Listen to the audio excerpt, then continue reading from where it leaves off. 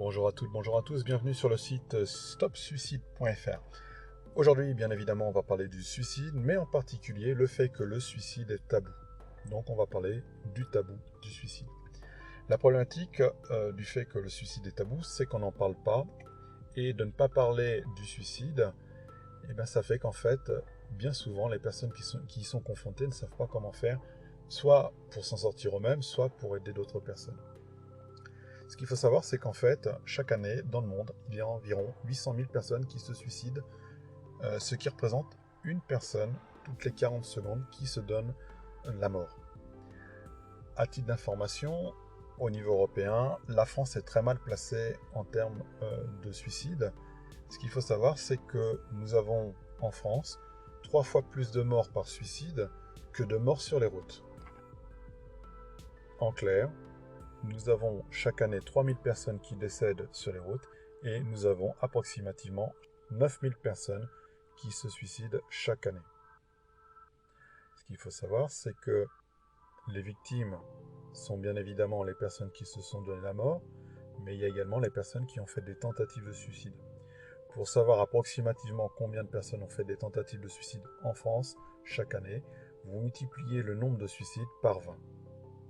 À cela ne s'arrête pas, ce nombre-là, en fait, additionné au nombre de suicides, vous n'avez pas le total des victimes du suicide, puisque, bien évidemment, dans l'entourage des personnes qui se sont suicidées et de celles qui ont fait des tentatives de suicide, un certain nombre de personnes qui sont donc dans leur entourage passeront eux-mêmes, pour un certain nombre, à l'acte suicidaire.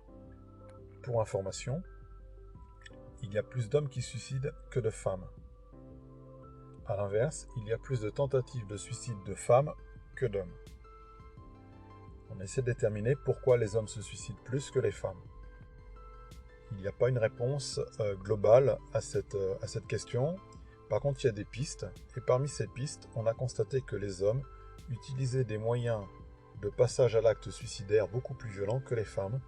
En résumé, les hommes utilisent bien souvent des armes à feu, alors que les femmes utilisent bien souvent l'empoisonnement. Nous pouvons donc en déduire que plus le mode de passage à l'acte suicidaire est violent, plus il y a des réussites dans l'acte suicidaire. Une question que je me pose aussi, la question est la suivante. Est-ce que les femmes qui ont plus de facilité à demander de l'aide ne sont point moins victimes de suicide du fait qu'elles demandent plus facilement de l'aide et qu'elles vont plus facilement vers des professionnels, alors que les hommes, pour certains, ont beaucoup plus de mal en fait à demander de l'aide.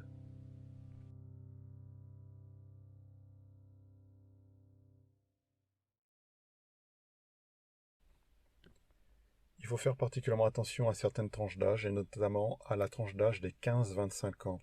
C'est une tranche d'âge où le suicide, c'est la deuxième cause de mortalité, donc chez les jeunes. En taux brut, le nombre de personnes qui se suicident le plus, c'est aux environs de 54 ans. Sinon, il y a une autre tranche d'âge dont on ne parle jamais, mais pourtant, il y a beaucoup de suicides. D'ailleurs, ça représente un tiers des suicides pratiquement. C'est les personnes âgées, donc les personnes de plus de 75 ans.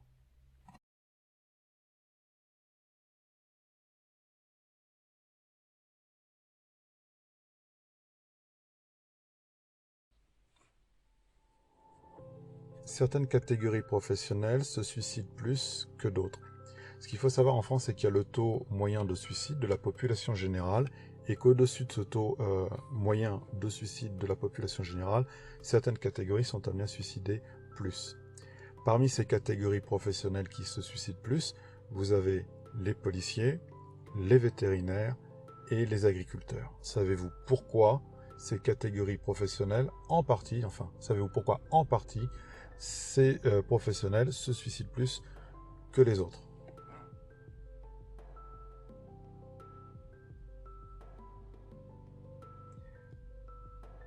Ces catégories professionnelles se suicident plus en partie du fait qu'en fait ils ont à disposition un outil du quotidien qui est immédiatement disponible et qui est très efficace pour se donner la mort.